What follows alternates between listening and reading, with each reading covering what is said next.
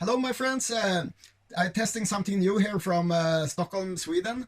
I'm going to talk a little bit about the new leaflet sent to every household in Sweden from the Swedish Civil Defense, and it's a leaflet called "If Crisis or War Comes."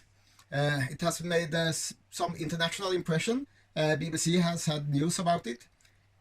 But it's not a new thing. In 1961, we got it for the first time, but then it was part of the telephone directionary, and it was very much about nuclear war. And after the Cold War, it disappeared, but in 2018, it reappeared, and then it was mostly about crisis. But just now, yesterday, it came to my house, and it was for after just only 6 years.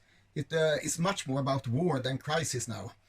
And I will talk you through it a little bit. And now I'm going to show you it. Here we have it, if crisis or war comes.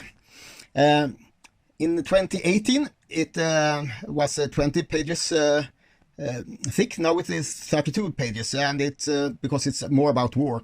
You can also see on the front page that it's not so much about blackouts or big storms. Of course, Sweden is a feminist country, so you see a feminist soldier in the front, a JAS fighter, Visby Corvette, and we are also a multicultural society. So you see two children, one that has black hair and one with blonde hair.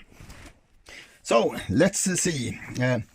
It begins a message to the inhabitants in Sweden. They say they want every Swede to be part of Swedish readiness to strengthen the country. Continue. The index is not so interesting, but here we have we live in an unsecure world, and that demands readiness. And a very interesting thing is the yellow part here, and it says if Sweden is attacked, we will never ever give up. All claims that we are stopping resistance are false, and that is a classic Swedish text. So it's like in Ukraine, Sweden will not allow surrender. And they are also talking about other threats, but that's the crisis, extreme weather, pandemics. I think they should have with the blackout, but it's not with in this number. Together we strengthen Sweden, and an important thing is that what you can do. You can give blood or things like that, be member of the voluntary defense groups. And Sweden has a defense, both military and civilian. The civilian defense shall support the military and make the country resilient. And Sweden is also a part of NATO. We have something called heightened degree of readiness, and then the government has much more authority than normally.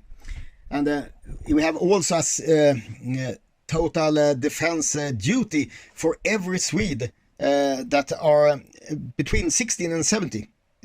In theory, the entire population between 16 and 70 could be in some way mobilized. That's 7 million inhabitants.